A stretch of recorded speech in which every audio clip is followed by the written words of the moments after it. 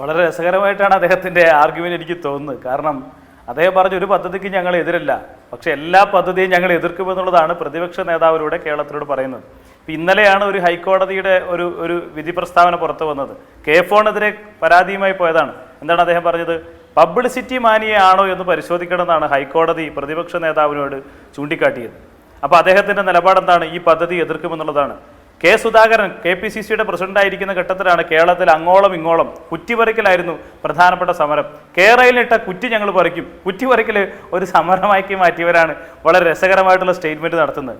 തീരദേശ ഹൈവേ, തീരദേശ മേഖലയിലൂടെ സംസ്ഥാന ഗവൺമെന്റ് തീരദേശത്തെ മുഴുവൻ കണക്ട് ചെയ്യുന്ന തീരദേശ ഹൈവേ വന്നപ്പോൾ ആ പദ്ധതി ഞങ്ങൾ എതിർക്കും എന്ന് പറഞ്ഞ് പ്രതിപക്ഷ നേതാവാണ്. ഇപ്പോൾ ആനക്കാമ്പൽ, കള്ളാടി, മേപ്പാട് തുരങ്കപാത അത് ഞങ്ങൾ അനുവദിക്കുകയില്ല എന്ന് പറഞ്ഞത് പ്രതിപക്ഷ നേതാവാണ്. നിങ്ങൾ തുടങ്ങിയ പദ്ധതികൾ എന്ന് പറയുന്ന പദ്ധതികൾ, ആ പദ്ധതികൾ പൂർത്തീകരിക്കാൻ അല്ലെങ്കിൽ നിങ്ങൾക്ക് പോലും പൂർത്തീകരിക്കാൻ കഴിയാൻ നിശ്ചലമായി നിന്നെടുത്ത് നിന്ന് പൂർത്തീകരിക്കാൻ ഈ ഗവൺമെന്റ് വേണ്ടി വന്നു. ഗെയിൽ പൈപ്പ് ലൈനിന്റെ കാര്യം സൂചിപ്പിച്ചല്ലോ. ഗെയിൽ പൈപ്പ് ലൈൻ എന്ന് പറഞ്ഞ പദ്ധതി നടപ്പിലാക്കുന്ന ഘട്ടത്തിൽ ആ പദ്ധതി എന്താണ് എങ്ങും എത്താത്ത നിലയിൽ നിശ്ചലമായി നിന്നൊരു ഘട്ടത്തിലാണ് ഒന്നാം പിണറായി വിജയൻ ഗവൺമെന്റ് അധികാരത്തിൽ വരുന്നത്. ആ ഗവൺമെന്റ് അധികാരത്തിൽ വരുമ്പോൾ കേരളത്തിന്റെ പ്രിയപ്പെട്ട മുഖ്യമന്ത്രി ആ പദ്ധതി നടപ്പിലാക്കുമെന്ന് പറഞ്ഞു. അന്നത്തെ BJPയുടെ സംസ്ഥാന പ്രസിഡന്റ് സുരേന്ദ്രൻ പറഞ്ഞൊരു കാര്യം എന്താണ്? ഗെയിൽ പൈപ്പ് ലൈൻ കമ്മീഷൻ ചെയ്യാൻ വേണ്ടി കഴിഞ്ഞാൽ കേരളത്തിന്റെ മുഖ്യമന്ത്രിയെ ഞാൻ അംഗീകരിക്കുമെന്നുള്ളതാണ്. ഗെയിൽ പൈപ്പ് ലൈൻ കമ്മീഷൻ ചെയ്തില്ലേ? ഏതെല്ലാം നിലയിലുള്ള എതിർപ്പുകളാണ്.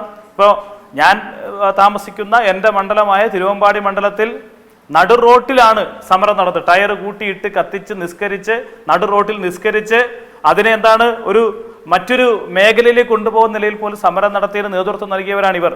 ഗെയിൽ പൈപ്പ് ലൈനുമായി ബന്ധപ്പെട്ടുകൊണ്ട് അങ്ങനെ എത്ര കാര്യങ്ങൾ. ദേശീയപാതയുടെ സ്ഥിതി എന്താണ്? ദേശീയപാത എന്ന് പറഞ്ഞ വികസന പ്രവർത്തനം അന്ന് കേരളത്തിന്റെ പ്രിയപ്പെട്ട മുഖ്യമന്ത്രി, ദേശീയപാത ഉമ്മൻചാണ്ടി ഗവൺമെന്റിന്റെ കാലഘട്ടത്തിൽ കേരളത്തിന്റെ പ്രിയപ്പെട്ട മുഖ്യമന്ത്രി അന്ന് പാർട്ടിയുടെ സംസ്ഥാന സെക്രട്ടറിയാണ്. സർവകക്ഷി യോഗം ഉമ്മൻചാണ്ടിയുടെ നേതൃത്വത്തിൽ വിളിച്ചു ചേർത്തല്ലോ. ആ സർവകക്ഷി യോഗത്തിൽ CPM-നെ പ്രതികരിച്ചുകൊണ്ട് മുഖ്യമന്ത്രി സ്വീകരിച്ച, അന്ന് പാർട്ടിയുടെ സംസ്ഥാന സെക്രട്ടറി ആയിരുന്ന ശ്രീ പിണറായി വിജയൻ സ്വീകരിച്ച നിലപാടെന്താ? ദേശീയപാത 45 മീറ്റർ നടപ്പിലാക്കണമെന്നുള്ള നിലപാടാണ്. ആ സർവകക്ഷി യോഗത്തിന്റെ ഐക്യകണ്ഠേനയുള്ള തീരുമാനത്തിന്റെ ഭാഗമായി എല്ലാ രാഷ്ട്രീയ പാർട്ടികളും ഒന്നിച്ച് അംഗീകരിച്ചു. ദേശീയപാത വികസനം നമുക്ക് നടപ്പിലാക്കണം. ഉമ്മൻചാണ്ടി ഗവൺമെന്റ് നടപ്പിലാക്കാൻ വേണ്ടി കഴിഞ്ഞോ? ഉമ്മൻചാണ്ടി ഗവൺമെന്റ് എന്താ ചെയ്തത്? കഴിഞ്ഞ UDF ഗവൺമെന്റ് എന്താ ചെയ്തത്? ഈ പദ്ധതിക്ക് വേണ്ടിയിട്ടുള്ള അവിടുന്നും ഇവിടുന്നുമൊക്കെ കുറെ പരിസ്ഥിതിവാദികൾ ഉണ്ടാക്കുന്ന സമരത്തിന് മുന്നിൽ മുട്ടുമടക്കി ആ പദ്ധതി ഉപേക്ഷിച്ചു. എന്താണ്? ദേശീയപാത NHAയുടെ ഓഫീസ് പൂട്ടി താക്കോലുമായി NHA പോകുന്ന സാഹചര്യം ഉണ്ടായി. ഒന്നാം പിണറായി വിജയൻ ഗവൺമെന്റ് അധികാരത്തിൽ വന്നപ്പോൾ NHAനെ വിളിച്ചു വരുത്തി അതിന്റെ വേണ്ടി വന്ന കോമ്പൻസേഷൻ എത്രയാണ്? 5600 കോടി രൂപ. ഭൂമി ഏറ്റെടുക്കലിന് നഷ്ടപരിഹാരം 25% തുക കേന്ദ്ര ഗവൺമെന്റിൽ അങ്ങോട്ട് അടയ്ക്കണമെന്നുള്ള കേന്ദ്ര ഗവൺമെന്റിന്റെ ഇതിനൊരു ഫൈൻ പോലെ ചുമത്തിയ പിഴ ഈടാക്കിയിട്ടാണെങ്കിലും ഈ പദ്ധതി നടപ്പിലാക്കണമെന്ന് നിശ്ചയദാർഢ്യത്തിന്റെ ഭാഗമായിട്ടാണ് ഈ പദ്ധതി നടപ്പിലാകുന്നത്.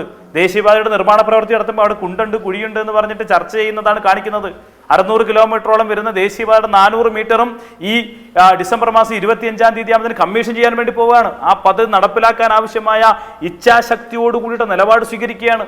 നേരത്തെ പ്രതിപക്ഷ നേതാവ് ആനക്കാമ്പൽ, കള്ളാടി, മേപ്പാടി തുരങ്കപാതയെ എതിർക്കുന്നതിന്റെ ഭാഗമായി അദ്ദേഹം ഈ പദ്ധതി നടപ്പിലാക്കാനേ അനുവദിക്കില്ല എന്നുള്ള സ്റ്റേറ്റ്മെന്റ് നടത്തിയ കാര്യം സൂചിപ്പിച്ചു. അതുപോലെ കുറെ പരിസ്ഥിതിവാദികൾ ഇതിന്റെ ഭാഗമായി, പരിസ്ഥിതിവാദികൾ എന്ന് പറയാൻ വേണ്ടി കഴിയില്ല, കപട പരിസ്ഥിതിവാദികൾ, നിക്ഷിപ്ത താല്പര്യത്തിന്റെ ഭാഗമായി ഇറങ്ങിയിരിക്കുന്ന കപട പരിസ്ഥിതിവാദികൾ എന്ന് ഉപയോഗിച്ച ആ ഭാഗം ക്ഷമിക്കണം, അവർക്ക് ഒരു വ്യസനം ഉണ്ടാകാൻ വേണ്ടി പാടില്ല. കപട പരിസ്ഥിതിവാദികളായിട്ടുള്ള ആളുകൾ പ്രതിഷേധവുമായി ഇപ്പോഴും നിൽക്കുന്നുണ്ട്. എന്നാൽ പിന്നെ ആ പ്രതിഷേധത്തിന് മുന്നിൽ മുട്ടുമടക്കാൻ വേണ്ടിയിട്ടാണ് ഈ ഗവൺമെന്റ് തീരുമാനിച്ചത്. ഏത് പ്രതിഷേധമുണ്ടായാലും ജനത്തിന് ആവശ്യമായ വികസന പ്രവർത്തനമാണ് എങ്കിൽ ആ വികസന പ്രവർത്തനം നടപ്പിലാക്കും എന്നതാണ് ഗവൺമെന്റിന്റെ ഉറപ്പ്. അതാണ് ഞാൻ നേരത്തെ ആദ്യമേ സൂചിപ്പിച്ചത്. ഇന്നത്തെ ഈ മുഖ്യമന്ത്രി പങ്കെടുക്കുന്ന ഉദ്ഘാടന ചടങ്ങിൽ താമരശ്ശേരി രൂപതയെ പ്രതിനിധീകരിച്ച് താമരശ്ശേരി രൂപതയുടെ ബഹുമാനായ മെത്രാൻ റെമിജിയോസ് ഇഞ്ചനാനിൽ പിതാവ് പങ്കെടുത്തു. അദ്ദേഹമാണ് 2016-ൽ അന്നത്തെ MLA-യോടൊപ്പം മുഖ്യമന്ത്രിയെ കണ്ട് നിവേദനം കൊടുക്കാൻ പോയ സംഘത്തിലുണ്ടായിരുന്ന പ്രധാനിയാണ്. അദ്ദേഹം പറഞ്ഞെന്താ? കേരളത്തിൽ നിശ്ചയദാർഢ്യമുള്ള പിണറായി വിജയൻ എന്ന മുഖ്യമന്ത്രി ഇല്ലായിരുന്നുവെങ്കിൽ ഈ പദ്ധതി നടപ്പിലാക്കാനേ കഴിയുമായിരുന്നില്ല എന്ന സ്റ്റേറ്റ്മെന്റാണ് നടത്തിയത്.